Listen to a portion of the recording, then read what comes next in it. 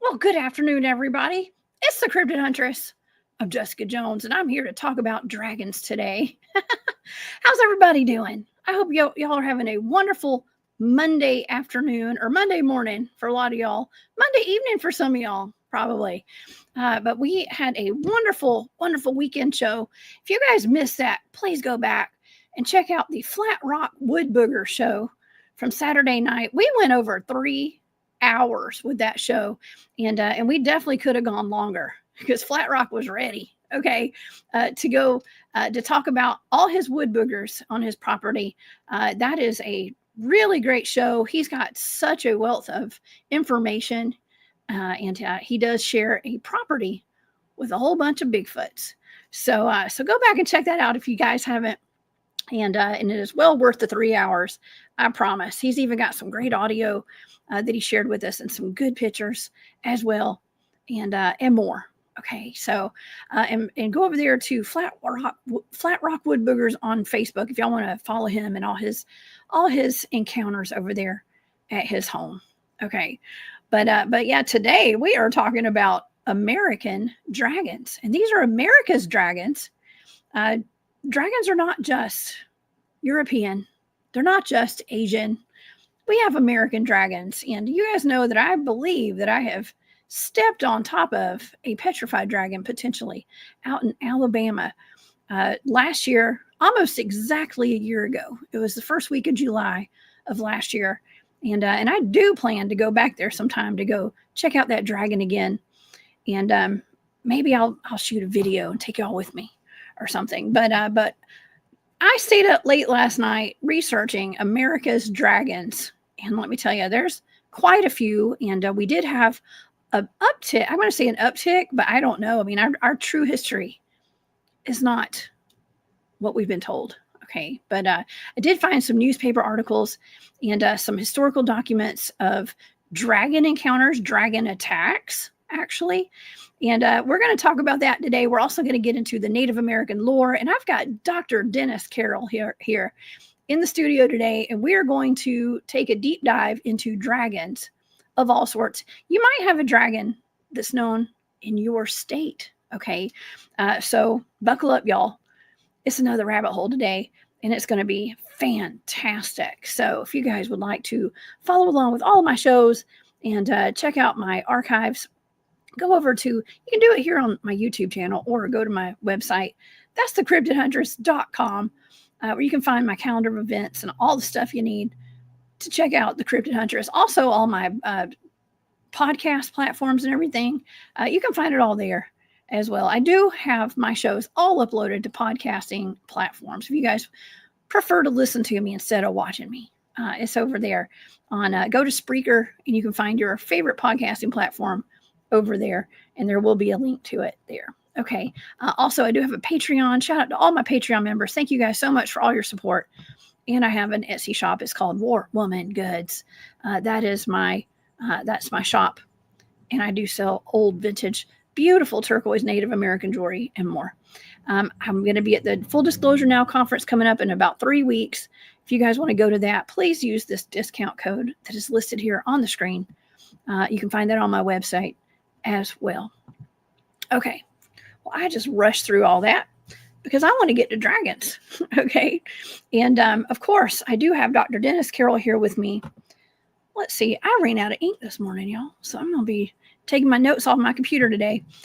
So we are going to be looking into documented dragon encounters in newspapers and textbooks, historical Native American tales of giant winged creatures and water serpents. And of course, we're going to be talking about maybe like why they disappeared, where did they go, and why has there been such an effort to cover up the existence of dragons throughout history. Now, I do have Dr. Dennis Carroll here. He is a wealth of knowledge himself, and he's done quite a bit of research on dragons. Please help me welcome to the show today, Dr. Dennis Carroll. Hey, Dennis. Good afternoon. I think at the beginning of this, I need to issue a very distinct warning to everyone out there, and that is never, ever meddle into the affairs of dragons because you are crunchy and taste good with ketchup. Oh, no. Yes.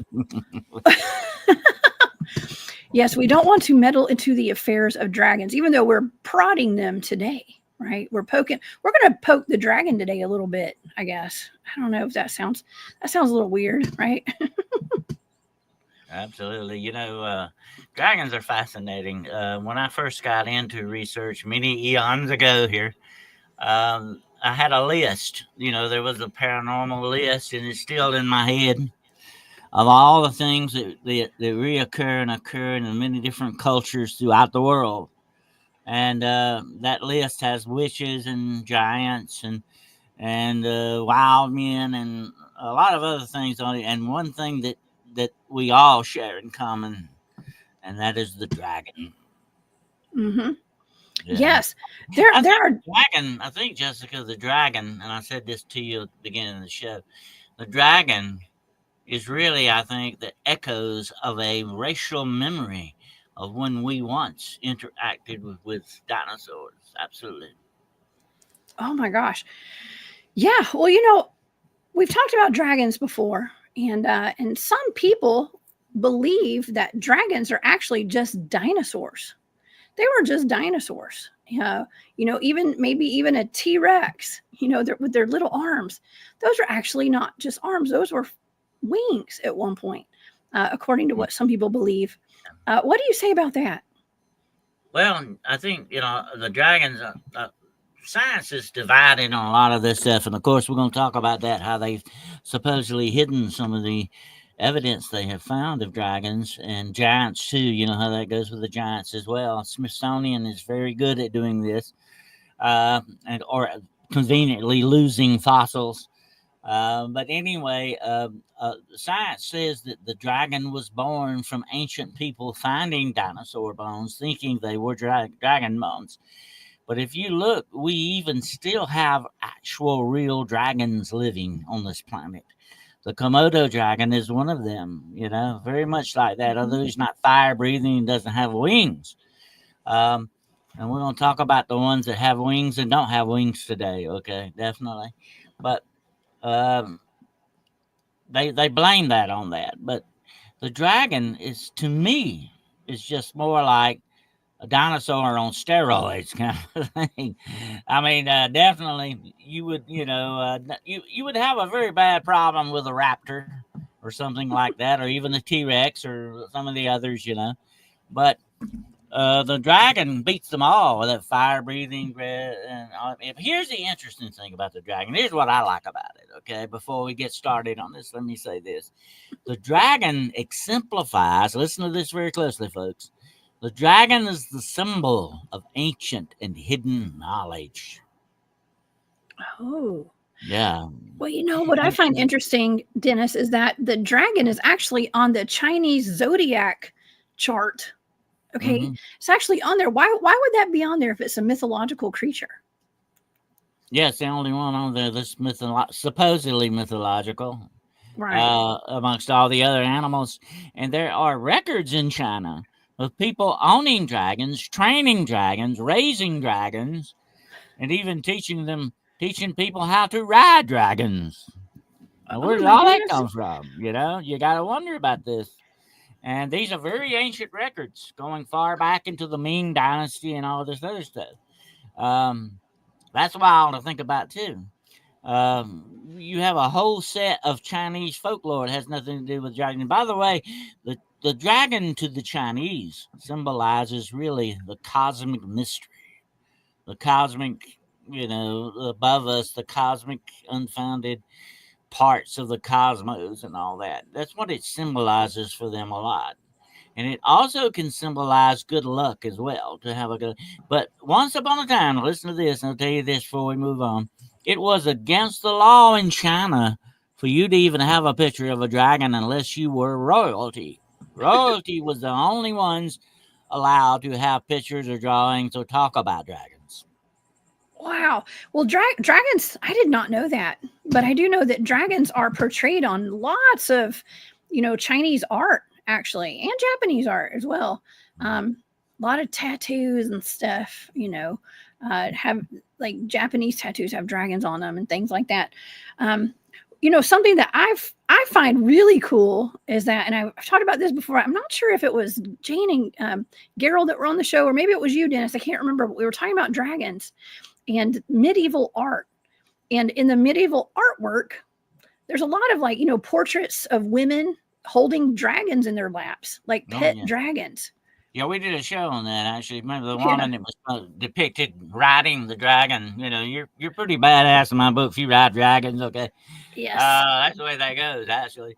But dragons do factor very much, in especially European medieval art and crests and armory and all that stuff. Look at Dracula. Okay.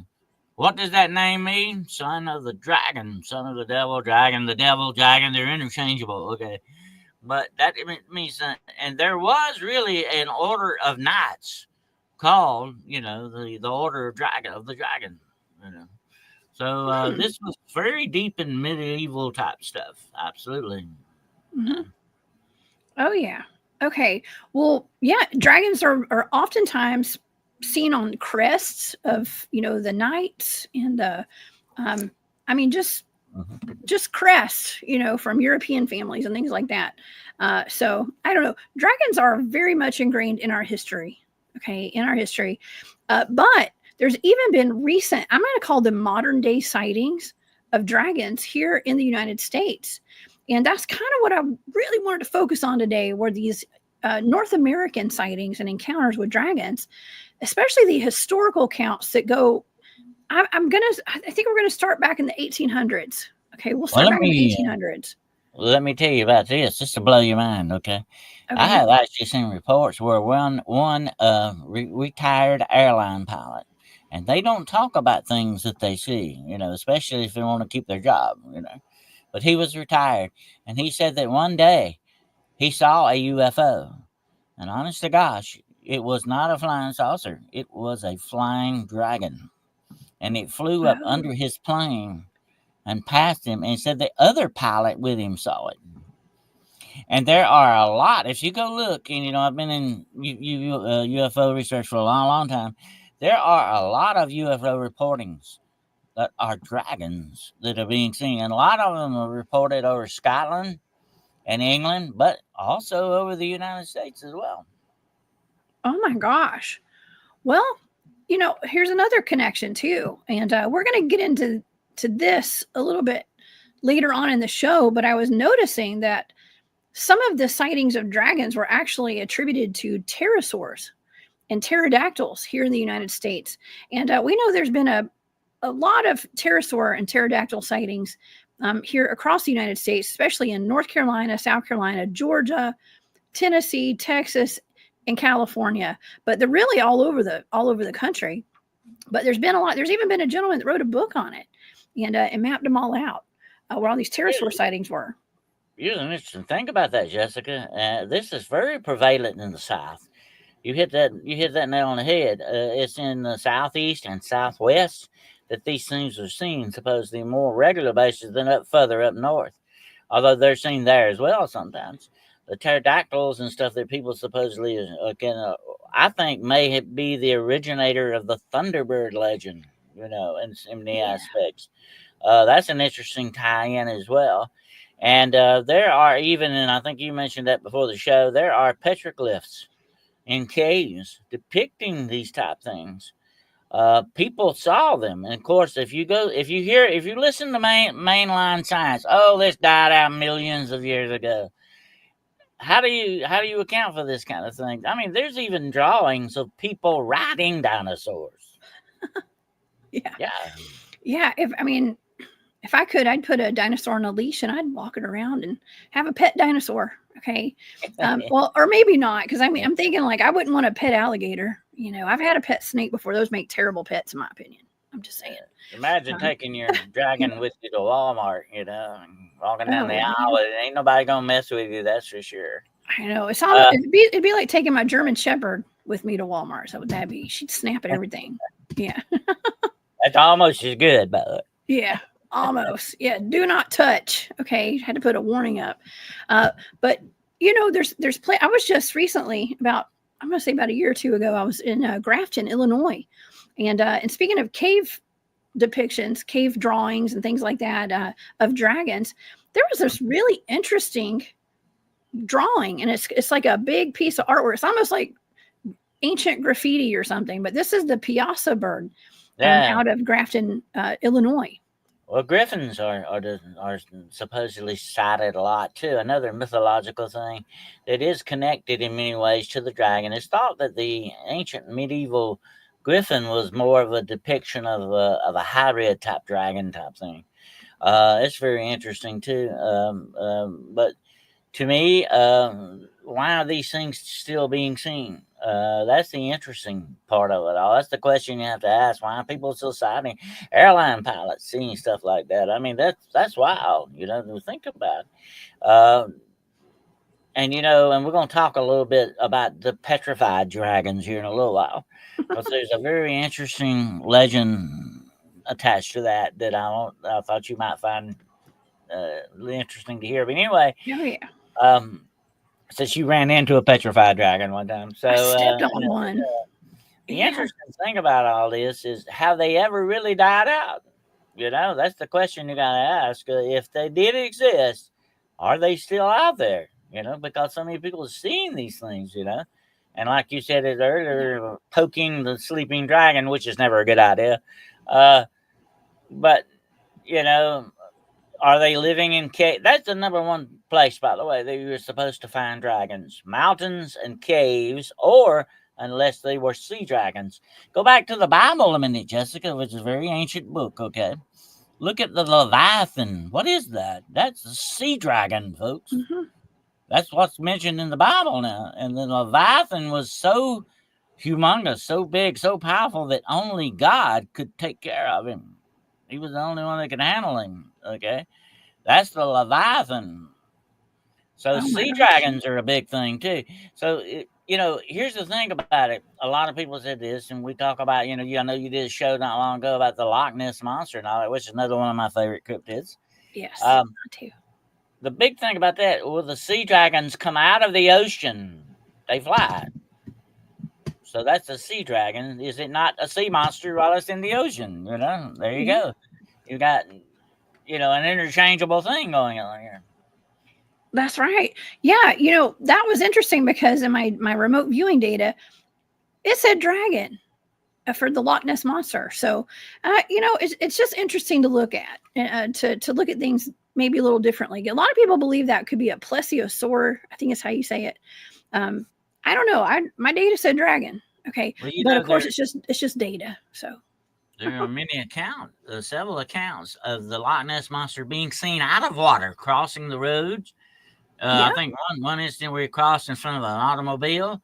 It sounds like a dragon when you hear these people describing that thing. So that backs up what you're feeling on that. Your RV was on that. Yeah. It looked very much like it. That's what people said. It was the Loch Ness monster that came out of the water. It looked like a dragon. It looked like a dragon. Yeah, and here the possibility of there being multiple Loch Ness monsters too is also a thing. I believe there's a family of them. I believe there's a family of them in there, and it's propagating. And also, there are deep hidden channels that go straight to the sea under those lochs. So there could be anything in those lakes, definitely. Oh yeah. And then we can go down the rabbit hole of portals and the water and things like that. Who knows, y'all? Who knows? But I love this comment from Carroll. Hey, Carroll, thank you for being here. There's a report and videos of dragons flying over Pennsylvania. Wow. Okay. Well, I was actually going to get into dragons over Iowa, of all places. And so back in 2019, Dennis, a number of Burlington, Iowa residents reported seeing several Iowa dragons, is what they call them, flying over their city. Two witnesses described them as being brown skinned with long snake like body, 15-foot bat like wings. There was one, if I remember, Jessica, I don't mean to interrupt you here, but there was one I remember since you brought that up that was sighted over LaGuardia one time. Oh. Yeah. I'll be. Wait, where's LaGuardia? Is that Chicago? Chicago. Yeah, I've been there before. That's almost as big as Hartsfield Jackson, where I live in Atlanta. Well, so yeah, that's wild. That's wild. I mean, how are we explaining this? You know what I mean? Or how are how is air traffic control explaining this? That's the question. But they said the people who witnessed these dragons over Iowa said they looked like they were seahorses. Okay, seahorse. They had skinny tails flowing behind them, and they watched the dragon slither through the air until it flew high up into the night sky. Now that sounds like your typical serpentine dragon. You know, like doing this with my hand. Right, the snake kind of. Yeah, that's the Chinese kind of the dragon. Chinese kind. That's right. Well, the interesting thing about that, and here's something we need to think about right quick. What if these dragons do exist, but they exist higher up in the atmosphere? And that's where they usually fly, but once in a while they come down lower, you know, and that's when they're sighted. These could be beings that live in the upper atmosphere of our planet, like some of the other things that are supposedly seen up there, like, you know, the flying jellyfish looking things and the manta rays and all that stuff. Could there also not be dragons among those things up there as well? If I were a dragon, I'd fly high, baby. Yes, sir, I would fly high. Oh yeah, me too. Well, they don't want to be victims. Let's just say victims of humans. Humans will destroy anything. Okay, and it's just like the Bigfoot's being so elusive, right? Dragons are elusive too, I would assume. They don't want to be, first of all, captured and weaponized, right? What I said earlier to you, Jessica, about the dragon, it symbolizes ancient wisdom. The dragon is supposed to be very, very intelligent. And people would engage in conversations with dragons and stuff like that back in the old days, especially in China. They were talked about, but talked to as well. And dragons are supposed to be very incredibly intelligent. Oh, yeah. Okay. And the smarter you are, the more able you are to survive. You know, that's just the way that goes. That's exercising your biggest weapon of all, your brain. And that's better than the sharpest knife or the best gun in many ways, you know. And the dragon, if he is that intelligent, and they say you have to be careful about your conversation with a dragon because he can deceive you very easily. He has that sort of good or bad quality to him. If you got a good dragon or a bad dragon, you never know. You know? So you have to be careful how you converse with them. But they're supposed to be incredibly intelligent, so that makes sense. I would fly high so nobody would mess with me, you know. Oh yeah, me too.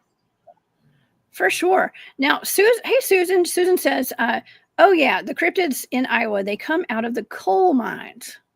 Well, that's interesting. We hear about, you know, Bigfoots and other cryptids living in the coal mines, and even the Terasaur sighting. Some people have seen Pterosaurs in mines. The thing I said earlier about the dragons living on mountains and in caves and in lakes. These are the three main areas where dragons are supposedly sighted. So there you go. That's smart again. That's a great hiding places. It is. Okay, Bigfoot Dwarf has a really excellent point too. He says, are there castles near these dragon sightings? Now, diving into, you know, the history of some of these old founded buildings that we have across the United States, you know, even asylums. We don't have a whole lot of we don't have a whole lot of castles. Unless you got something like Biltmore, in North Carolina. Maybe there's one hanging around that. You never know. But there's not that many castles around, but there are big buildings. And that would be another. Here's another report. Okay, listen to this. This is wild, too. That actually a dragon was sighted. I think this was if I'm not mistaken, it was a cathedral somewhere up north. I cannot remember now what state it was. But it might have been New York City or somewhere like that. There was a cathedral there, and they saw it. They saw a gargoyle sitting on top, but the thing moved, and it turned out to be a dragon. Oh, that flew my off. Gosh. Okay, well, we have gargoyle sightings too, and gargoyles look more kind of humanoid. But I mean, who knows? Who knows? You know what? I was just thinking, like, technically, we're told there's not a lot of castles. Okay, we've got like Biltmore and some other ones. We've got Chateau Elan, seems like be a little castle down here in Georgia. We've got some, but we've got these repurposed buildings that look like castles, like a lot of these prisons, colleges, I want to say asylums. Okay, like hospitals and things like that do look like they could be like old world castles. Hamburger joints, White Castle. Think about that. Yeah. Maybe not so much the hamburger joints, okay? But there are a lot of buildings that do seem to look like maybe repurposed castles, but we're just not told that they were castles. Mm-hmm, So who knows? And I'm wondering, just like what Bigfoot Dwarf was asking, I wonder if there are castles near where some of these sightings are. Now I can go down the list of some of these sightings that we've had in the United States through some of these some documentation, some newspaper articles, and there's actually one really interesting one, and I wanted to talk about this one today for sure. But I also wanted to let me see, what did William say a while ago? William Nighthawk is here. Hey, William. He said, "Don't get dragons confused with Thunderbird reports." Okay, I was going to make a distinction with that in just a little bit, so thank you. That's right. I don't think Thunderbirds and dragons are the same, but we're going to go there. We're going to go there in just a little bit.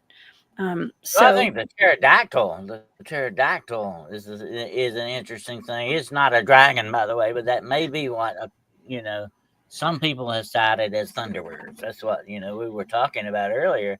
But I think the interesting thing about that, what you just said about that, if you don't have a mountain nearby, what's the next best thing? Great big building. Mm-hmm. Yes, that's right. And William also says, interesting to see how ley lines tie into dragon sightings as well. Man, that's a good point. That's a good point too. That's a great point. Okay, well, dragons are supposed to be attached to ancient earth magic. Okay, and we do know that there are definitely energies in the magic. And that's what I was going to tell you about the legend about the Petrified Dragon right quick.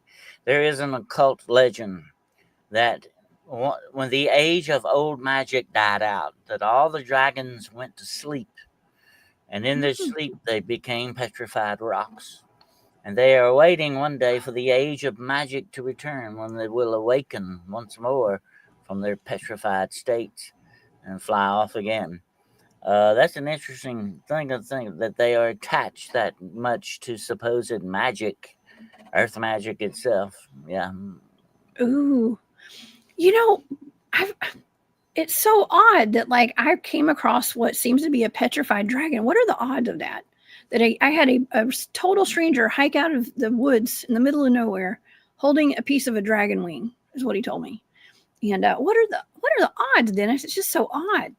And seeing that dragon there and him showing it, and it looked just like a real dragon, but it made up the actual hill, the actual mound of the hill, and it was his body. And then we're hearing, I'd mentioned this on a show about a week or so ago. They're talking about a volcano that was potentially going to erupt off the coast of the Pacific Northwest. And I don't know if this was real or not, but they were showing these things like gigantic eggs all around it under the water. It might have just been AI. I don't know. But people were saying, well, that could be like dragon eggs, and they're warming up. I saw that. Yeah. Did you see that? Yeah. And what did you think? Makes sense when you think about it. Where would you keep your eggs warm and incubate them except maybe in a volcano? That makes a lot of sense when you think about it, especially if you were a dragon, Right. And when the time is right, the volcano will warm it all up, and it's just like an incubator, and then the dragons will be released out of their eggs. I mean, who knows? It's kind of out there, but I mean, what we've talked about weirder stuff before, for sure. Well, back in the 1800s, I believe it was 1882, a dragon attacked a train with passengers on it, and Dennis, the passengers shot at it with revolvers. Have you heard about this story?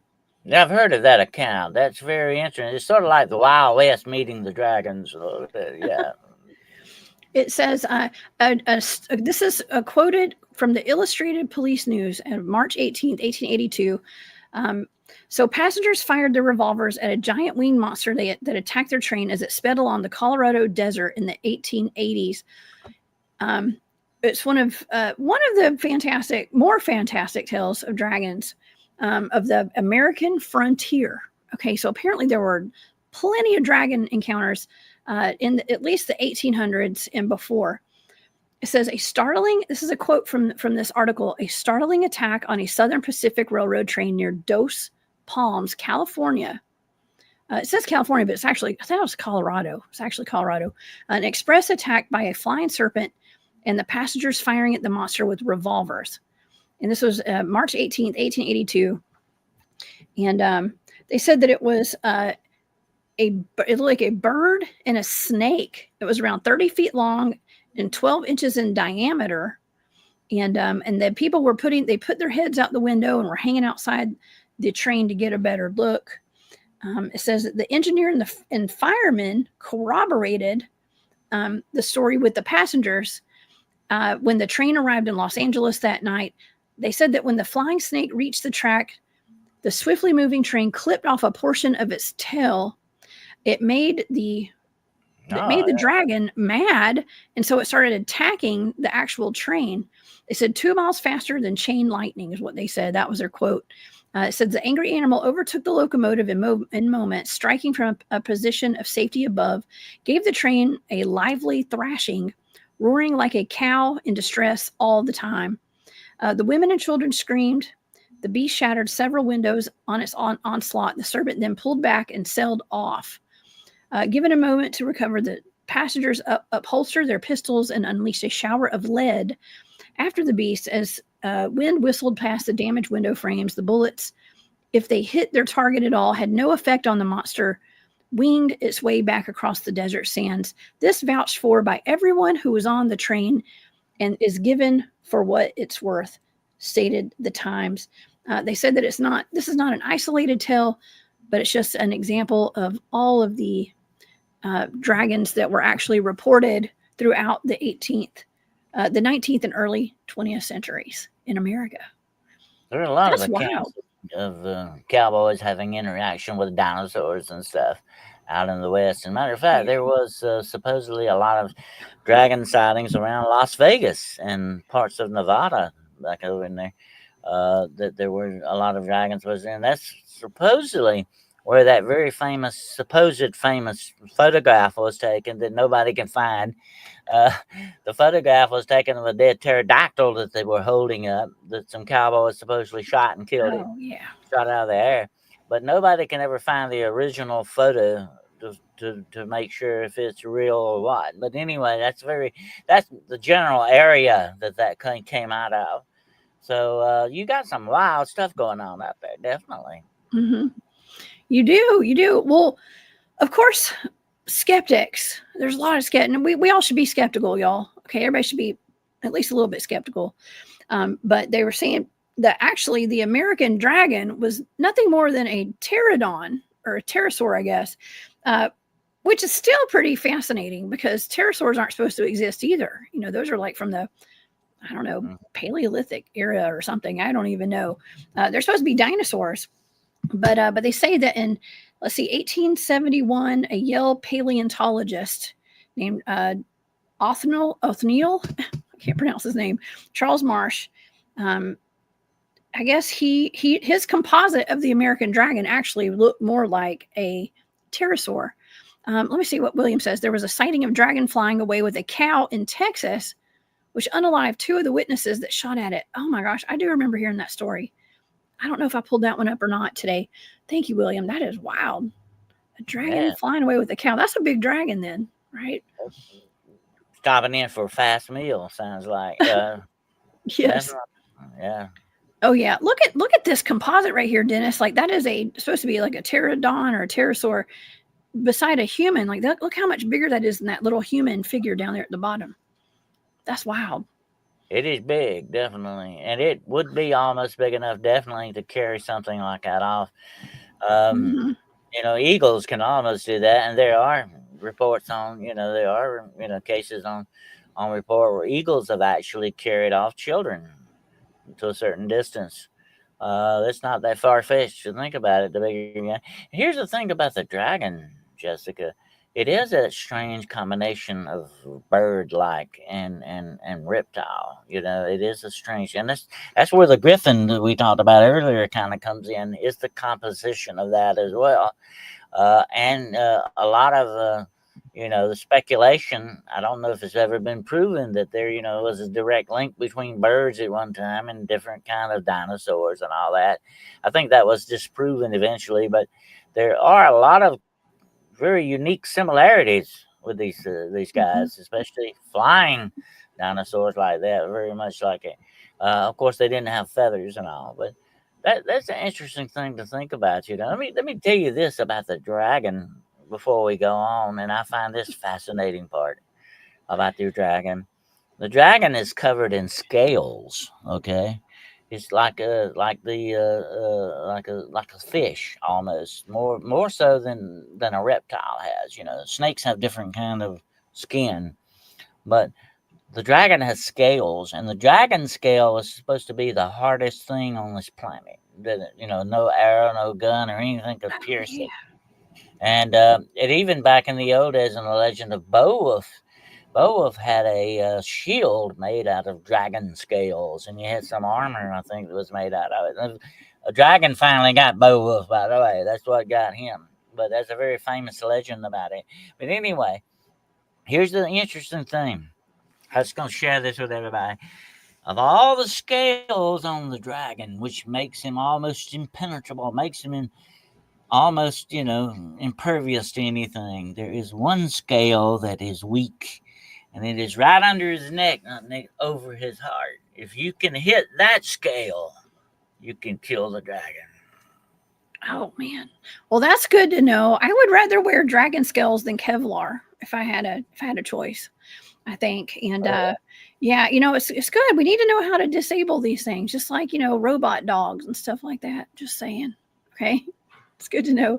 And yeah. Barry, thank you so much for that comment. He says those golden eggs near the active volcano were made by white skates. Okay, so that's not dragons. Dang it. Girl can dream. Okay. Thank you, Barry. That's funny. But okay, so dragons can be unalived, and there's a lot of artwork and a lot of fairy tales where dragons are portrayed as being unalived, as we say on YouTube, by knights in shining armor, right, Dennis? Yeah, it's sort of a lesson for all of us. Everything has a weak spot somewhere, and you can't think you're immortal. You get your comeuppance sometimes from it. But that's the way the dragon goes. And the interesting thing about the medieval type dragons, the ones that are supposedly sighted over America as well, the fire breathing dragon, where does that come from? A lot of people say, why? How does this thing do that? And the dragon is directly connected to earth fire magic type stuff. Okay. Mm. And that's where it gets that. And supposedly the dragon, part of his stomach produces sulfur. And when he breathes and gets hot, heavy, and mean and angry, he can also ignite this sulfur supposedly in him and produce his own fire, which is so obliterating. It's not only the fire and heat that will kill you, but the noxious fumes from this thing is poisonous, supposedly. So even the breath of the dragon could kill you. Dragon breath. Oh man, I've joked around about not wanting to have dragon breath when I wake up in the morning. Okay, so that's rough. That's rough. My dog had dragon breath once, I think. But wow. Okay. Well, William says Lakota legend of a giant lake snake monster was described as a dragon. And Dennis, there are a lot of lake serpents. A lot of lake serpents. I mean, I just recently was talking about Normie out of Lake Norman in North Carolina, I think. And I've got a few more to talk about today too. But sometimes they're described as like plesiosaurs, or sometimes they look like dragons. Or what else could they be? Do you have an idea? Absolutely. And, the word dragon actually has roots in the Greek language, which means serpent. Mhm. And what we're talking about here, folks, if you go further back into folklore and ancient history and stuff like that, we're talking about mainly giant snakes, because another word, listen to this, for dragon in the Greek language, you might be familiar with it, python. And that means giant snake. Okay. And I'm going to tell you something, folks. If there's any kind of a cryptid that exists on this planet right now, it will definitely be a giant snake. And they have been seen along the Amazon. They've been seen in other parts of the world, supposedly. There are giant snakes on record swallowing people. Yeah, that's a horrible way to go. Horrible way to go. But, just try to stay away from large snakes, okay? Or what is it? The Amazon. Actually, down in Florida, Florida's got Amazonian-sized snakes down there now. So y'all watch out, okay? I don't plan to do a whole lot of Bigfooting in the swamps. We have a problem with pythons breeding out there, Jesse. You may walk out in your backyard one day and there's one laying out there. I think there's one. I saw a film just the other day where they came upon this giant snake trying to unalive a deer on the side of the road. And the deer would have probably, if the guy hadn't ran the snake off, the deer would probably not have made it through that. Think what if it could do that to a deer, it could do that to your dog, it could do that to your child if you're not careful or something like that. And these things are out there. They fall out of trees all the time. I mean, they're breeding like crazy out there. And because some people turn them loose when they shouldn't have and let them go out, especially in Florida, they've got a big problem with this, Yeah, they do. Yeah. Like I said, this is my personal experience. Snakes are not the best pets, y'all. I'm just saying, exotic pets. I had a red-tailed boa. I thought it was a him, but it turned out to be a her after years of having her. Her name was Kobe because she looked like a cobra. She'd act like a cobra sometimes. And so, yes, when she got too big, we just don't know what to do with it. Okay. And I ended up, we ended up giving it to an owner, a guy that owned a pet store. Eventually. So thank goodness we found her a home, but it was dangerous. It was very dangerous to have a snake that big in our home, especially with children and kids. I remember seeing a woman one time, Jessica, holding one of these pythons. I think it might have been a red tail. I'm not sure. She was holding the thing, and while she was talking, it hit her on the side of the face. Yeah. Snakes can hit you pretty hard. They can, and it hit her as if an attempt to bite her, knocked every one of the teeth out on that side of her. Oh, dang. Oh, see? So these things, I've warned people about them. If you're going to have kind of pets like that, you better really, truly know what you're getting into with these things and what you're asking. Oh, yeah. Yeah. Well, the good thing about having a pet snake is you do get bitten. And I'm saying it's a good thing because it just made me tough, y'all. I mean, I don't like snakes. I'd rather not see. I mean, I like people's pet snakes. I'll hold a snake. Okay. But out in the wild, when you come across a snake, I don't know. I know which ones to stay away from. That's for sure. But I have been bit. I know what it's like. And so I know what to expect. Let's just say from a non-poisonous snake, at least. It's not that bad from a non-poisonous snake, y'all getting bit. But anyways, we're not here to talk about snakes. We're here to talk about dragons today. I have some really good encounters, Dennis. Let's go down the list of some of these American dragon encounters. One of them, a lot of these are from the 1800s. Okay. And this is the Sky Serpents. They call them the Sky Serpents of 1873.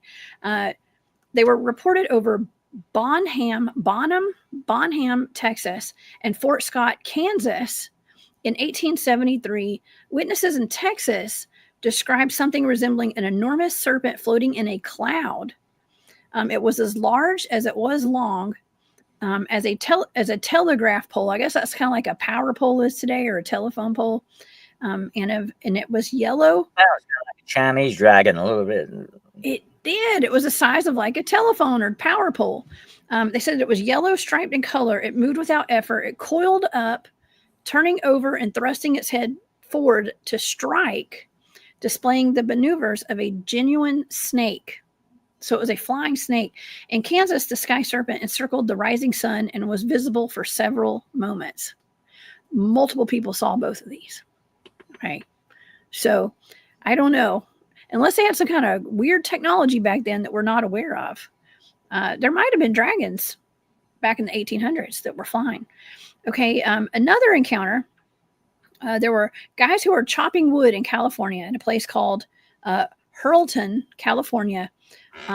March 10th of 1882. Now that's interesting because it was also in March when they had that dragon that attacked that train. This is the exact same month, exact same year, but this is in California. They were chopping wood, chopping some timber. They said they heard the sound of many wings flapping in the air. Not more than 40 feet above the treetops, they saw what looked like a crocodile, 18 feet in length from head to tail. It flew by means of 6 fluttering wings along the length of his body. 6 wings. That's kind of like a dragonfly dragon. Yeah, it says that they were each about 15 inches broad and shaped like a duck's foot. The creature had 12 legs. Howard fired his shotgun at the monster, and the bullets bounced off as if striking sheet iron, leaving it uninjured. So it wasn't even injured by gunfire, Dennis. So I don't know. I think that's the interesting one. Again, yeah. Yeah. Really interesting one. Okay. We have another one. Okay. So this one is out of Illinois, actually. And on August of 1885, farmer James Vincent Sr. and several friends from nearby Fletcher, Illinois, battled a gigantic air serpent that was attempting to devour his sheep. The massive winged snake worked in unison with 3 smaller snakes, each 18 to 20 feet in length. That's interesting. The trio snatched a lamb and slithered towards the larger snake, but released their hold when one of the men tossed a fence rail at them. The smaller snakes attacked the men and were repelled, but once again grabbed a lamb. This time they did succeed in depositing it in the hungry snake's jaws. The men fired several shots at the large snake. It appeared stunned but unharmed. The smaller ones retreated into its mouth. The big snake then unfurled its wings and struggled to maneuver around the property's hedge fence before finally gaining enough height to fly away. That's weird and wild, Dennis. Could you imagine? Can you imagine encountering that? I mean, I think most people would just freeze in fear seeing something like that. But it almost sounds like these people that are encountering in these things, they immediately just fought back. I mean, maybe these dragons weren't as uncommon as we would think. Something is, that large would definitely be overwhelming and very intimidating. Absolutely. If you were to run into something like that. I'm just thinking about the Chinese dragons again when you're giving these descriptions, because the Chinese dragon does not have wings. It does fly. It goes in the air, but it doesn't have any wings. And it is a symbol of good fortune to them in many ways. And also there are so many ancient legends, Jessica, of snakes swallowing the sun as the explanation for sun eclipses and stuff like that. And let us not forget, I think his name is Quetzalcoatl, the feathered snake that is the god of the Aztecs. Yes, absolutely. We've talked about him recently, talking about the reptilians and like a reptilian type god and things like that. So yeah, it's another dragon. It's another dragon right there. Okay. Well, let's do another one. Let's talk about this. This is 1886 in California. I want to say I have some pictures of some of these. Let me see. No, I don't have pictures of all these. I got to keep going down. I'll get some more. I'll get some pictures here. Okay. The Elizabeth Lake Monster. This is in California. In Elizabeth Lake. I'm not sure exactly where that's at, but it's, they say that there's a foul monster whose presence was announced by volcanic rumbling and a penetrating odor arising from the boiling water. Some people said it smelled like sewer gas, but this is crazy. It smelled like a mix between sewer gas and a German bakery. And I would think a German bakery would smell good. Okay. But anyways, it said that it let out a blood curdled the blood of a mummy is what they said. Curdled, whatever that means. But it was about, this is like a water dragon. It's about 30 feet long with the skin of a warm reddish color and a long snout and a crooked row of jagged yellow fangs. It had enormous bat wings, 2 hind legs, and a barbed tail. The shaggy yellow mane hung over its giant head and neck. Its emerald eyes, the size of dinner plates, gleamed like 2 fires. The proboscis darted back and forth between the eyes. A prospector was nearly eaten by it on July the 4th of 1886, but he fought it off, I guess, and the monster instead dined on 3 cows and a hog. So it was going around eating people's livestock as well, and people would actually shoot at it. They say that the bullets would bounce right off of it, and people watched it mutilate antelopes and just big animals and things like that. So it was actually written about in books, and this is a pretty popular dragon or dragon type. They call it the Elizabeth Lake Monster, but I would say it's probably a dragon. Now I do have a picture of this next one, the Tombstone Thunderbird of 1890. This looks like some kind of cool glow in the dark blacklight velvet poster to me. Yeah, flying crocodile a little bit, isn't he? It is. So this is April 26th of 1890. The Tombstone Weekly Epitaph published one of the most infamous American dragon stories. It's called Found on the Desert. And according to this article, 2 ranchers traveling between the desert of the Whetstone and the Huachuca Mountains encountered a winged monster resembling a huge alligator with an extremely elongated tail and an immense pair of wings, evidently exhausted by a long flight. The creature only flew short distances at a time. They pursued the animal for several miles on horseback. They shot it down with their Winchester rifles, and they cautiously approached the dead monster, measuring the length at 92 feet and its wingspread at 160 feet. Its eyes were large as dinner plates again, protruded from its head. The head was 8 feet long, and its jaws were lined with strong, sharp teeth. Its smooth skin and thick wings composed of transparent membrane. They had no feathers or hair. The men sliced off a small portion of its wingtip to take back to Tombstone as proof of their kill, where they gathered several prominent men to return and skin the creature with plans to ship the hide back east for examination by scientists back in the day. And that's pretty wild right there. So That might be connected to that photograph I was mentioning earlier. That supposedly they can't find the origin of it or whatever that were taken, showing that thing pinned to the side of a barn actually, and they were standing around there with guns and all that. There are a lot of cowboy dinosaur stories out there, definitely. Mm-hmm. There are. Okay, let me take this picture down, and I'm going to pull up the next one because I had Javier Morales of Cryptid 559 on the show. We talked about his Terasaur sighting out in Fresno, California, around Fresno. That's where he's from. His research area is actually around Fresno. So Javier, if you're listening, shout out to you and your team over there. This is just a kind of a drawing. This is a nice 1980s style drawing here. But this was supposed to be in, let's talk about the Fresno Dragons. Is this the right one? Yeah, the Fresno Dragons. Some of the things are still out there, Jessica, living up in the high mountains and living in caves up there and all that, and coming out once in a while to, get dinner or whatever.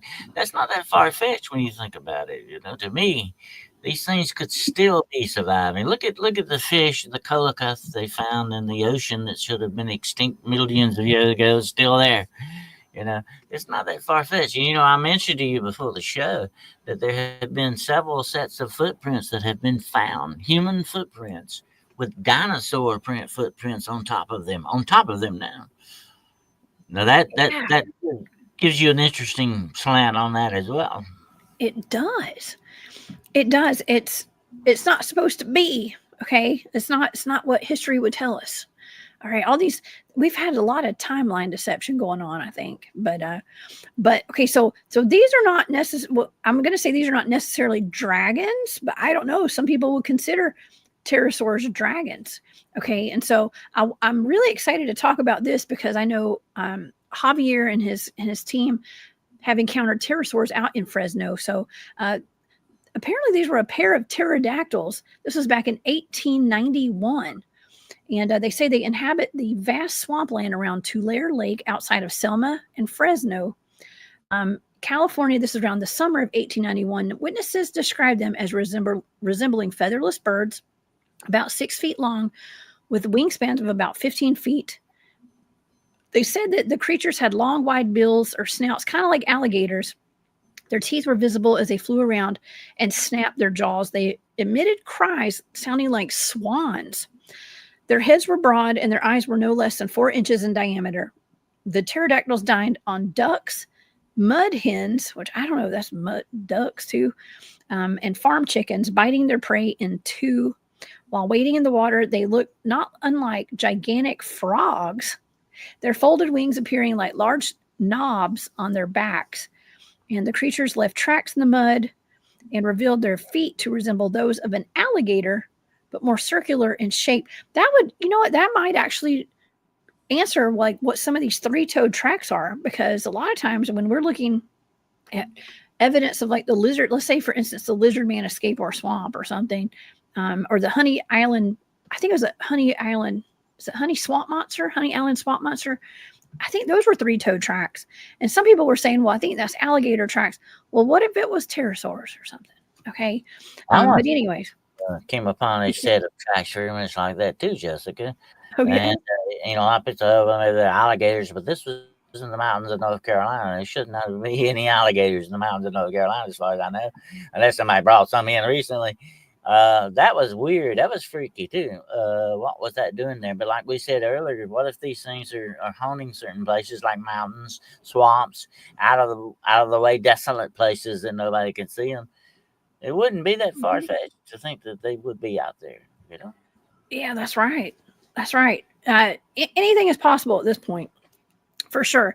So shout out to Javier and the team at Cryptid 559, and just I'm sure they knew about this history before, but if not, there you go. I think that's really cool, and I thought about them when I found this when I was looking at some of the history of dragons here. So in June of 1890 in San Diego, so this is more California.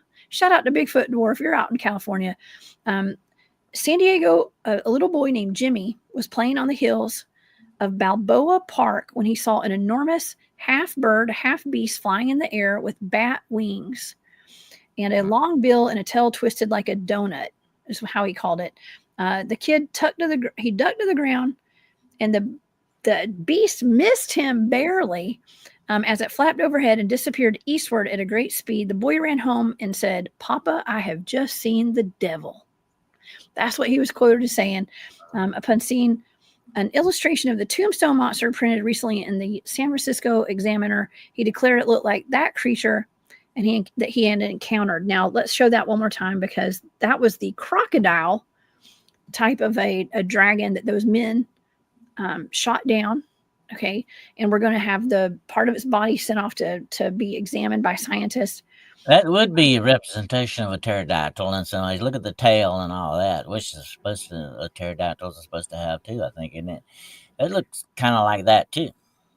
Kind of. It's huge, though. I don't know. This thing seemed to have big, big teeth. I don't know. I mean, I guess pterosaurs have to have teeth too if they're eating ducks, and unless they swallowed them whole, they could swallow them whole too. But that same day that little boy got almost taken and eaten alive by this dragon, a man witnessed the exact same monster in Switzer Canyon. Most reptiles do not chew their food; they gulp it down, like snakes and stuff that. Yeah. They don't have to chew it too much, kind of like a snake. I've watched a snake eat. I used to have to feed my snake mice and rats and stuff, and it sucked. Okay, but they eat it whole. They don't chew it. Okay, so that would make sense. Now this man, the man that saw the same creature on the same day as that little boy, said he swore on a stack of Bibles that he saw that, and he described exactly what that little boy had seen. Let's see. There's a couple more here. Let's see. The Salt Lake Dragon. You want to talk about the Salt Lake Dragon? Okay, here's this one. This was in 1903 on Stansbury Island in Utah's Great Salt Lake. It's a remote island. That looks like a typical dragon there, almost. It's very much like a sea dragon. It does. Look at what's in its mouth. It said that sort of a fish tail, you know. Oh, yeah. Well, it said that it actually ate a horse. That's a horse in its mouth. So that's how big this thing is. It said it had the head of an alligator, nearly 15 feet long, with a wide mouth filled with immense serrated teeth. Its large round eyes burned with bright red light. It flew with bat wings, which spanned about 100 feet. Its body was between 50 to 65 feet long, head to tail, completely encrusted with salt that caused the dragon to glimmer like a rainbow in the sun. Bullets had zero effect on its body. It had short forelegs and jumped using its hind legs and tail. The aquatic beast posed a short fish-like tail, possessed a fish-like tail. Definitely a sea dragon type thing, yeah. Well, it also had wings, though. So it had wings and it swam. Well, sea dragons can have wings as well, supposedly sometimes. Yeah. Wow. Well, it said that it ate shrimp as well. When it cried, it did a half snort, half roar, inspired fear amongst anybody who heard it. It left 5-toed footprints, like the imprint of a giant hand, nearly 4 feet across the palm. 2 hunters, Gilbert and Barry, tracked the monster down in its lair. An immense cave near the head of a narrow gulch. Hiding behind boulders to observe the monster, Gilbert and Barry witnessed the creature fly off and return with a horse in its mouth, which it settled down to eat, crunching its bones with each bite. They think that it might have a connection between another dragon called the, let's see here. Yeah. They put this in the newspaper. And it pretty much freaked a lot of people out, but it does answer some questions. Is like, where do these things live? Where do they go? Well, they watched it go into a cave, and so that's kind of the typical lair of the dragon, right, Dennis? Here's another interesting thing, Jessica, about dragons that I find very interesting. I don't know if you're a fan of the Lord of the Rings, but Smaug was one of my favorites. He was definitely evil. Okay, he was a very bad dragon, and he guarded a very vast hoard of treasure in his in the caves of the dwarfs and all that. That's the thing about dragons. Most of your medieval dragons had a treasure hoard somewhere. So you had a reward if you killed a dragon. You could get his treasure, definitely. But they were very much like ravens and crows. They like shiny stuff. Oh, yeah. Anything that catches the eye. Oh, my goodness.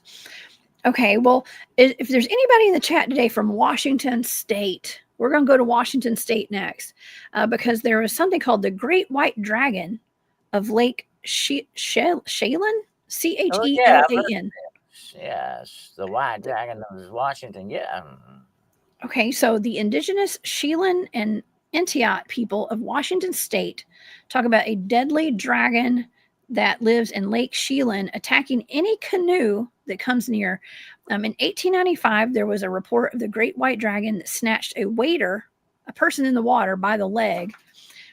His friends tried to free him by dragging the monster's belly over a fire, but it broke free, flew up 200 feet, and plunged back into the lake with its victim. The Lake Sheelan dragon was described as having the legs and body of an alligator and the head and restless eyes of a serpent. There were large bat-like wings, ribbed and leathery on its back, and the beast had a scaly tail. The monster was white, aside from its underpart and its throat and the tips of its wings, feet, and tail. Its skin was as soft as velvet. The monster was seen again in 1905 as a 75-foot serpentine creature at the head of the lake. Following a tragic accident in which a school bus plunged into the icy lake in 1945, recovery divers encountered a fish larger than any man. Not saying that was the great white dragon, but they had some anomalous creatures in that lake regardless. So, That's the thing about lake monsters and stuff like that. They don't always stay in the lake. They come out sometimes. Yeah. Maybe that's where you get a lot of these dragon sightings as well, Yeah, that's kind of scary. Let's see. Moondog says that he loves Sheelan, Washington.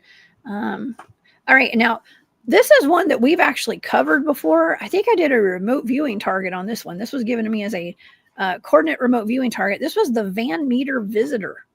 Are you familiar with that? Oh, yeah, the Van Meter is, yeah. Yes. Skip, thank you so much for that super sticker. I appreciate you. That is very kind of you, for sure. Thank you for being here today. And let's talk about the Van Meter Visitor or the Van Meter Monster. I can't even remember what the remote viewing data was on this. I have to go back and watch that show and pull up my data on my Patreon there for that. But this was back in 1903. I mean, and you see a pattern here. It's like there's a lot of these dragon sightings are mostly in the late 1800s to the early 1900s, from the 1880s to the 1900s. And but this happened, let's see. Okay, the Van Meter Visitor in the fall of 1903. They said it was a half human, half beast with great bat-like wings. I don't remember this being a half human, but they said that it jumped from building to building. It disarmed panicked residents with a terrible odor. We'd mentioned that odor earlier, right, Dennis? Sulfuric in smell, kind of. And Jessica, I've often wondered, and the Van Meter thing is very interesting, but I've often wondered if it might not be misidentified as actually being a snallygaster. Are you familiar with the snallygaster? I've covered the snallygaster. That's out of the Appalachian Mountains. Yeah, that is a wild thing too. Maybe it got around a little bit more, over in that direction. But you have to wonder about, and look, you got to also look at the Jersey Devil. He's kind of a dragon in a way too, Oh yeah, that's true. Some people think that. I think there's a whole lot of Jersey Devils. I think they're all different. Some look like goatmen. Mm-hmm. Some look like, I don't know, flying goats, and some they're just all different. All the descriptions are so different. So there's all sorts of different devils, but they all have that little forked tail, right? That diamond tail on them. Not all of them. Some of them. Some of the reports do. My favorite one's the horse head like looking thing. That's weird looking one there. Definitely. Oh, yeah. But here's another thing that's synonymous with dragons, Jessica, and I'm thinking about folklore now. Devils, as a matter of fact, we referred to the Bible earlier. Also in the Bible talks a lot about dragons. You got dragons mentioned a lot in the Bible.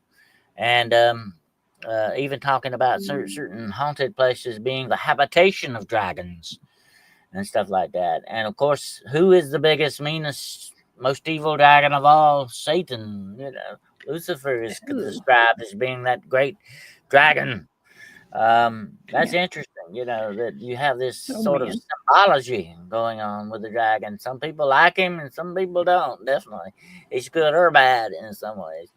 But that's the most interesting part. And you talk about these kind of monsters like the Van Meter thing and the Jersey Devils and the snallygaster, and I've actually done a little snallygaster hunting in my time. Okay, you talk about these things; they are very much like bending the rules on dragons into almost deviltry part of it. They're almost like demons in a way. That's an issue, and there are many demons in demonology depicted as dragons.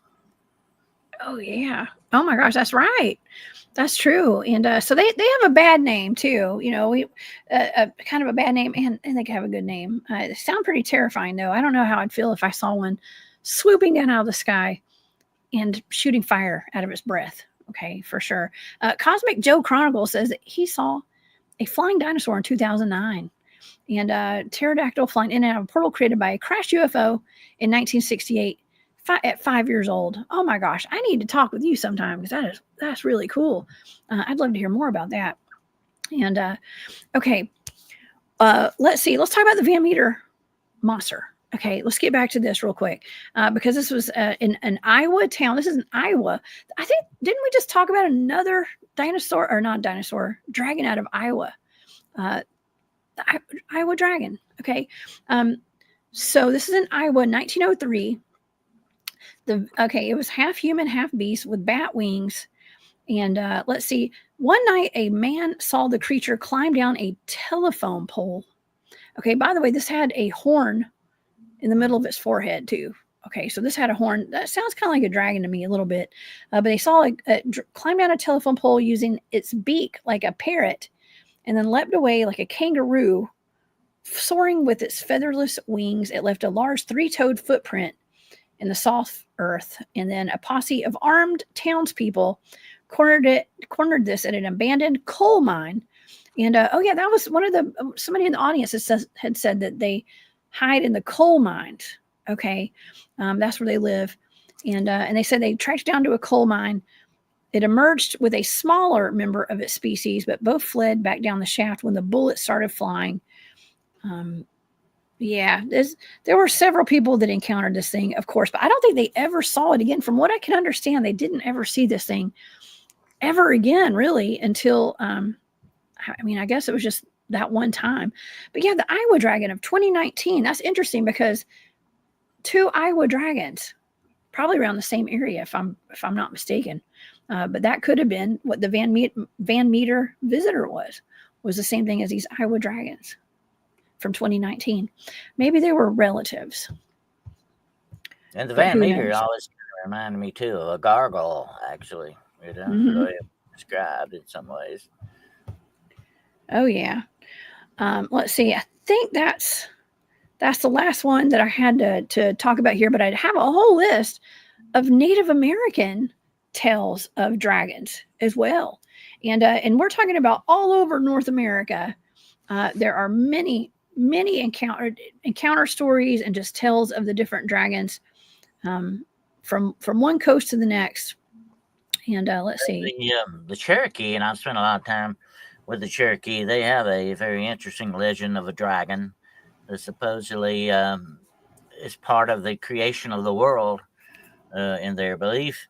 A lot of Native Americans actually have a belief of dragons. There you go again. Like we said at the beginning of this program, there's that list, It keeps popping up over and over everywhere. From the Polynesians to the Chinese to the Europeans to the New World. The list goes on and on. The dragon is known everywhere, and there's got to be a reason, a definite reason for that, Jessica, because people have actually encountered this thing. Supposedly, Absolutely. Now, I'm going to give some general information on the different regional tribes and some of what they say about dragons. Now, in the northeastern tribes of North America, their folklore, we're going to go with their folklore. They depict serpent-like creatures with long, slender bodies and no legs. They're sometimes referred to as horned serpents and are believed to possess powerful magic. According to legend, they can control the weather and cause storms. Some tribes believe that horned serpents are protectors of the land, and they bring good luck and prosperity. The southwestern tribes, they have dragons. They say they're known as the piasa, like the piasa bird graffiti, I guess, that we had shown earlier today. But this is actually in Illinois, I believe, because that's where I was, right there by that. What is that? Is that the Mississippi River right there? I think it is. But they're known as the piasa. Oh, let's see. Dennis disappeared and came right back. There you are, Dennis. Yeah, you disappeared. But they describe them as like a giant bird with sharp talons and a long curved beak, kind of like this graffiti right here on the side of that wall, the ancient Pretty much graffiti like there, a griffin. Yeah. like a griffin. And they say that they have the ability to eat men, and the name in local languages means the bird that eats men. Okay, now also the Plains tribes have their own version of dragons. They're known as the Thunderbird, but of course, William said in the chat, William Nighthawk says, don't get those confused with dragons. Okay, so that's what this article right here was saying, that they are actually known as Thunderbirds. I don't know. I think Thunderbirds are different too. Okay, I really do. But they have powerful wings and they can create thunder and lightning. Okay. And who's to say that dragons can't make thunder and lightning too, though, you know? Of course, you got to mention also the harpy in the Greek legends. The harpies were like half bird, half reptile type looking things in many ways. The lower half of the harpy was more like the reptilian, and the upper part was like a bird. And they even had the faces and hair of women, supposedly. That was a very bad kind of a cryptid there, definitely. And they were very, very mean and evil, hateful things. Definitely. Did you say the face of a woman? Ew, like a human? That would be really creepy. I wonder if like humans could shapeshift into like let's just say like a skinwalker. What if you did have the pelt of a dragon and somebody could shapeshift into that? It is definitely known fact that skinwalkers can definitely turn into crows, ravens, eagles, hawks, and stuff like that. Supposedly that's part of it as well. It's not just wolves and coyotes and stuff. They can do that as well. And mankind has always had a fascination and yet a repulsion of all these birds of prey that we knew about, like the giant condors. Look at that giant condor. If you saw something like that flying over your house, you would say, my gosh, that's, something out of the, dinosaur age or something, the way it looked, because it's nothing but a giant and gigantic kind of a buzzard. Actually, that's what it is. And but it is huge, humongous thing. And look at some of the I think it was the sea eagle was almost as large as the condor. These birds of prey, these raptors, were just as deadly towards men. Back in the day, they could attack you and unalive you very quickly, and 2 or 3 of them on your case would definitely have you for dinner. Oh yeah, I mean, you don't want to get taken off by any kind of large animal and be its dinner that night. I have to worry about being Bigfoot and Dogman dinner. Okay, sometimes when I'm out in the woods. So, something that I've always worried about were like, I lived on a farm. I grew up on a farm.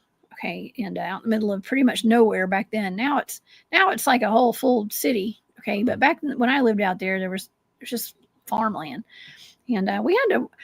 I often worried about these big birds swooping down and taking our animals, like like a cat or something like that. But couldn't imagine a dragon swooping down. Not in a million years would I believe that dragons were even real back then. I would hope they were, but nonetheless, I don't know. They are the stuff of mythology. Okay, mythological creatures, but so are Bigfoots, and Bigfoots are real. According, Jessica, to mythology, if you were a virtuous woman, then the dragons would kidnap you and hold you for ransom, so to speak, so the knight would come and rescue you. But if you were not a virtuous woman, he would probably eat you on the spot. So that was sort of like, a moral tale in itself. Watch your behavior, or the dragons might get you. I tell you what, there's so many moral lessons when it comes to mythological creatures and not going in the woods at night and, being a virtuous woman there. Yes. Because, you said in the beginning of the show today, like dragons do represent respect, and I think that Carroll had left a comment saying something about the different bloodlines of the dragon potentially, or in China. You had said that I think we're talking about how it is. You said it was illegal or something for people to have even paintings of dragons unless you were royalty. We can't finish today without really connecting the dragons to the reptilians. We got to think about that Yeah. as supposedly as well. That the reptilians are supposed to be descended from dragons or dinosaur type beings, and they are supposed to be a higher intelligence, and they evolved into the reptilians we supposedly know today. Now, that's one theory, that's one conjecture on that part, but that is a definite tie-in with reptilians and dragons. Supposedly, that's their ancestors are dragons. Hmm. Yeah, the dragon bloodlines, the Draco bloodlines. Am I right? Would it be the Draco bloodlines? I Well, a lot think of so. the old world families supposedly had this tainted blood in them. Like the Rothschilds and some of the others I could mention. But they're supposedly, and if you look at some of these people, here's the weird thing, and this has always kind of, fascinated me about this. And we've talked about this before about the shapeshifters and all that. There are reptilian shapeshifters. I've experienced this. Okay, I won't get into that today, but anyway, I've experienced this. I know these things are real. And there is I think, a certain bloodline on this planet that is directly connected to these reptilian type things. Well, and if they're connected to dragons, there you go. I mean, there's your connection. And definitely, you look at some of these people, Jessica, and they do have a reptilian look to them. The older they get, it's almost as if the older they get, the more of their humanity they lose, and they begin to show their actual true selves to be what they are. That's fascinating too. But you want to look at some of these people very closely. They have some very weird and odd reptilian qualities to them, Mhm. And so I can understand, yeah, there may be some definite bloodlines out there that have been tainted by this. Hmm. I think it'd be kind of cool to have a little dragon blood. I think Bigfoot Dwarf was saying he's got some dragon blood incense or something at their skate shop. So, yeah, I don't know. That's totally different. It's not actual blood. We do talk about blood just about every single episode, though, don't we, Dennis? In some form or You fashion. magicians used to use dragon's blood, which is a powder that you've probably seen them do this. You can throw some on a candle or something and it will, flash. It's flash powder. It's called dragon's blood, by the way, or dragon's fire. Hmm. Okay. Well, before we go today, I guess we could bring in this whole occult aspect to the dragons as well, because where did these dragons go? Why are they not here anymore? Maybe they are here because we're getting these encounters, and why did they go into hiding? And could there be an occult type of a connection to them? Because we know that people that practice, occult rituals, they Well, take body parts and things of maybe things like dragons to use them in rituals. Maybe they eradicated them through using them. according to that occult legend I mentioned earlier in the show, the age of magic, chivalry, and knighthood, and all that supposedly died away. And when that happened, so did the dragons, and they went off to go to sleep. And their sleep is long and supposedly dreamless. And they have petrified into rocks and strange formations in the mountains, waiting for the day when magic will return to the earth and bring them back to life once more. And dragons, once again, will ply the skies of the world because magic has returned, because they are supposed to be directly connected to magic, good or bad. Uh, Mm. that is what makes the dragon what he is, supposedly. And a lot of cultures, like the Chinese, like the Europeans, like even the South American cultures and stuff like that, all of these attribute a dark earth magic to the dragon. And I think that's what goes along with this legend and what that big connection is with it. Dragons are just bigger than life, and I think that's why we've always had place for them in our culture and our belief systems and our legends. They are bigger and they represent, I think, something to us, something that's far beyond humanity in many ways, but that very much like what the Chinese feel, that cosmic mystery to them, that magic that can't be touched, but yet you can see it and it does affect you. If you're not careful, it might eat you up. But the whole thing is, I think that's the symbol that we have romanticized and placed on the dragon. Absolutely. Wow. Drispy, this is a cool comment here. I'm not sure if this is from history or this is like in a movie or something. I have no idea. But Seath, with the help of Grave Lord Nito, the Witch of Izalith, and Gwyn, the Lord of Cinder, brought his own race to the brink of extinction, with many believing him to be the last of his kind. Yeah. Thank you. That's cute. I like that. Mm-hmm. There's a whole folk culture, Jessica. Like the Game of Thrones and all that, the Dragon Rider series. People venerate dragons to this day, and it is a big occult symbol for a lot of people. The dragon symbol and it can symbolize good and it can symbolize evil. It just depends on which way you're looking at it. But you got to remember this, and I said this the other night on a podcast I was doing. We tend to look at all these things. That includes Bigfoot, cryptids, and all that. We tend to make a big mistake as human beings. We look at things through the human filter sometimes when we really shouldn't, because we're looking at things that are not human. They're not. They don't have any human attributes at all. But we tend to look at them that way. It's like we put little costumes on our dogs, or we try to humanize things, and that's really not good in a way, because those things are being insulted by that to a great degree. They're sort of being disrespected, and that's not good either. I would never advise you to disrespect a dragon. No, but I would definitely ride on one if it let me. Okay, and that's what we'll leave it at today, because this has been a really cool show. And if you guys don't ask questions, if you guys see me flying through the air one day on a dragon, don't ask. Okay, it's because the dragon chose me. Okay, and hopefully one day we'll all have a dragon that chooses us. Okay. I love this, man. What a great show, Dennis. I don't know if you've ever watched Harry Potter, but if you've ever seen that scene where they actually ride a hippogriff, that would be fantastic. That would be neat. It's very much like a dragon, Yeah. Oh my gosh, I love that, Dennis. Man, well, I will always hold the Alabama dragon near and dear to my heart. Okay, because that is one petrified dragon that I do believe exists. I stood on it. Okay, I walked right over it. A hiking trail goes right over its wing. Well, next time you see it, walk softly. You don't want to wake him up. That's right.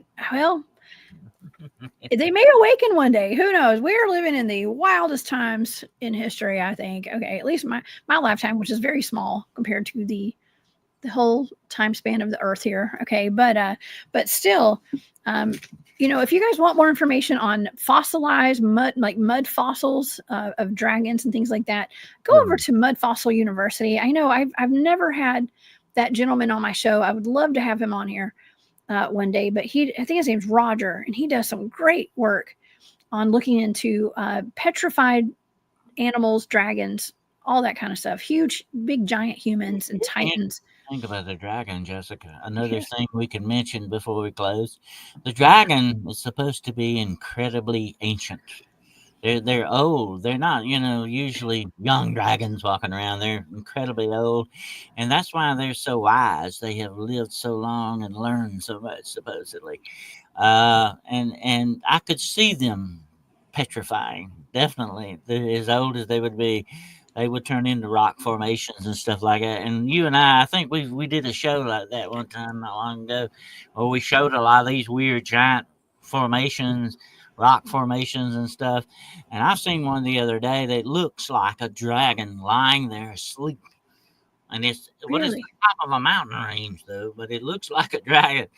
And this is incredible stuff to think about. What if these things are not just rocks? What if they are with something waiting to awaken one day?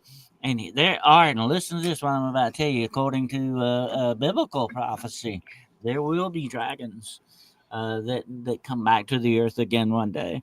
That's very interesting too to think about, that they may be in our future. Well, yeah, I have one in my present right now over in Alabama, and I think there's many more of them. We just have to have the eyes to see them. And they're so they are parts of our landscape and things like that. I think that our history lies right underneath our feet in a lot of cases. And so I love that. You guys can find more information on the petrified giants and things on YouTube. There's a lot of different channels that cover it with the petrified giants and stuff. And dragons are a big part of that too. And Leah says, be careful about dragons. They have one rule: annoy them and die. Don't annoy the dragons, y'all. Don't annoy the dragons. Yeah. Yeah, we don't want to do that.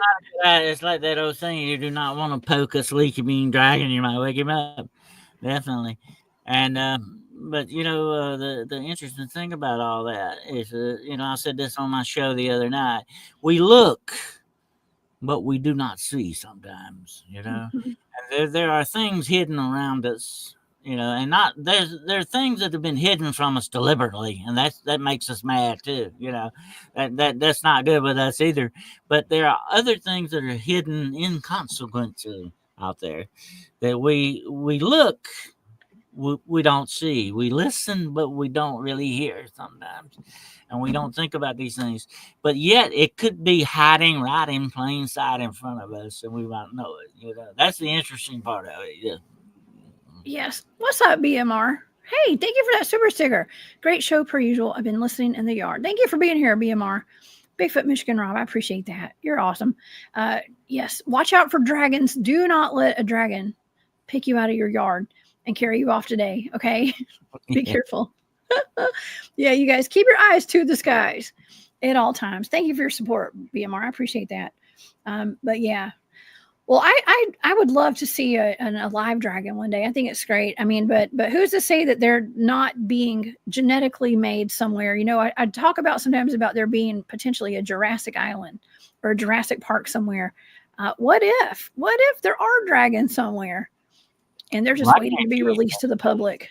If they're interested in getting dragons and giants, they definitely are into dragons. They're probably doing something with those as well. I would not surprise me a bit. Oh my gosh, yes, totally. What's up, Daryl? Yes, I'm gonna try to be there, Daryl. Okay, Daryl's one of my teammates, y'all. And yeah, troop herd quarter, baby. I don't know. We need to go look for dragons down there at some of our research areas. Okay, I would not be shocked to find some petrified dragons out there where all those Bigfoots are, because that's where we were hiking in to go do a dogman hunt in Alabama, and we ended up having Bigfoot activity. So they all go hand in hand somehow. I don't know what the connection is, y'all, but there's a connection, I think. And on that note, thank you so much for being here today, Dennis. It's always so fun getting to hang out with you and getting to talk about these crazy wild subjects. I know you never know what I'm going to pop up and have the topic be for our shows and stuff. But this was a good one. I would definitely love to. I would definitely love to see a dragon, Jessica, but I would not like him to see me. Yes. Let's do it that way. Don't upset it. That would be interesting, definitely. But there's a whole lot more to this world than people realize, I think, sometimes. And here's one more thing before we need to cover before we end up. That there is a distinct connection between shapeshifters and dragons. Oh. There are a lot of stories and fables of people who can turn into dragons. So you got to think about that too. That's wild to ruminate on too. But there's a lot of that as well. So there you can shapeshift into a dragon. Well, I'll put that on the list of things that I might just shapeshift into one day if I ever get the opportunity. Okay. But I don't know. I'd rather ride one than be one. I'm just saying. Okay. And who's to say we weren't all dragons in a past life? Oh man. Yeah, Dennis, tell everybody about your YouTube channel, and you've got a show tonight. Tell us about what you have on deck for tonight. Okay, well, my good friend Gerald Fountain and I will be doing another edition of The Road Less Traveled tonight at 9 o'clock p.m. Eastern Standard Time on Hunting the Shadows YouTube podcast channel. We're going to be talking about ancient mechanical marvels tonight. And Wednesday night on Hunting the Shadows at 9 o'clock p.m. Eastern Standard Time, I will be continuing my series on the legends of Appalachia I'm going to be talking about the 9 gates of black magic, the rise of dark witchcraft, and how it relates to some of the stuff that goes on in the Appalachians. And Friday night, I will be doing Paranormal Point of View with more book reviews and all that. I also will tomorrow night be appearing on BMR's program, where we'll be talking about, with Bigfoot Michigan Rob, we'll be talking about shapeshifters and werewolves tomorrow night. I think that's going to be at 9 p.m. Eastern Standard Time. And then Thursday, I will be doing a show with our good friend Chantel Mayberg, Africa, Aquarius Rising Africa. I will be talking about the Feast of the Wolves, the Banquet of Blood, and the Red Hunt, the most diabolical game ever devised. We'll be talking about that Thursday at 1 p.m. Eastern Standard Time there. Also, you can... don't forget, my channel is Hunting the Shadows YouTube podcast channel. We have a Patreon.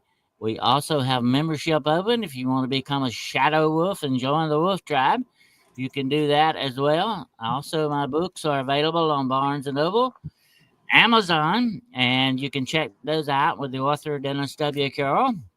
And you can also check it out at my website, DennisWCarroll.com, and I'm also a paranormal consultant. If you need to get in touch with me about any kind of paranormal problem, just tell me the story, whatever the situation, you can get in touch with me at DennisWCarroll.com or DennisWCarroll@gmail.com. That's it. I'm done. Amazing. That's awesome. Yeah, you guys please go over and support Dennis by buying his books. He's an author. Get his books, DennisWCarroll.com, and go over to his YouTube channel, Hunting the Shadows, and his Patreon as well. And we'll be in that chat tonight. Oh yeah, yes, yeah. And you're working on a new book too, right? You're so busy, Dennis. Thank you for being here today, taking time out of your busy schedule. And we will plan to be in your chat tonight with Carroll with Midwest Night Watchers. It's always fun. You guys have a great show every Monday and throughout the week. So yeah, so everybody, thank y'all so much for being here today. I hope y'all enjoyed this, and I hope you learned something, because I sure did. I always end up learning stuff every time, especially when Dennis is on as well too. And I want to thank everybody, Skip and BMR. Thank y'all so much for the super stickers today. It means the world to me, and I appreciate everybody who's here, all my moderators. You guys have a wonderful day. And like I said, if you missed that show Saturday night with Flat Rock, y'all please got to go back and watch that. It's so good. If you got 3 hours to spare, go back and watch that. Even just watch a little bit of it. It's great. Yes. Yeah, I will be back on Wednesday. I have Brian Sawyer coming on. He's with Bigfoots of Michigan. Okay, Michigan Bigfoots. We're going to be talking Dogman and Bigfoot on Wednesday. He'll be brand new to the channel. And my gosh, I did a show with him I think it was Friday night, maybe, with the guys from North Carolina Investigates over on Channel 12 Network. And you guys are going to love him. Okay. And we got a lot to talk about with Michigan Bigfoots and Dogmen with him. He is an investigator, a field investigator out of Michigan, and it's going to be kick-ass, y'all. So everybody keep your eyes in the sky, watch for dragons, and don't live in fear. Keep your head on a swivel, y'all. Yes, Dennis, watch for dragons. Okay. BMR, be careful out there cutting your grass today. Okay. And I'm sending all my love and light to all you guys. Have a great day, and we'll see you next time. Bye.